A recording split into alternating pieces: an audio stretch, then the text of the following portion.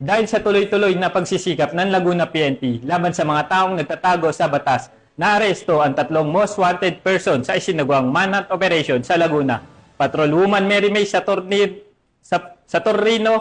sa detalye. Tatlong regional level most wanted persons ang naaresto sa magkakahiwalay na manhunt operation ng Laguna PNP.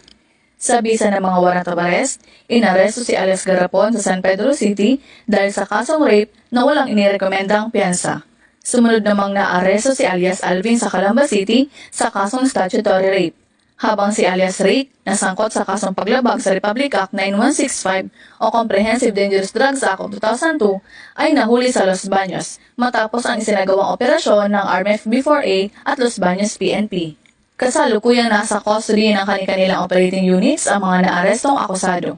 Agad namang inimpormahan ng mga korte na pinagmula ng warrant of arrest sa pagkakaaresto nito. Mga kababayan, ang Laguna PNP ay hindi tumitigil sa pagtugis sa mga nagtatago sa batas upang mabigyan ng agarang hustisya ang mga biktima. Tinitiyak ko na mananagot sa batas ang mga taong ito.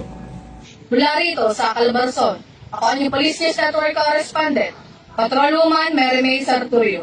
Alagad ng batas, tagataguyod ng Balitang Polis.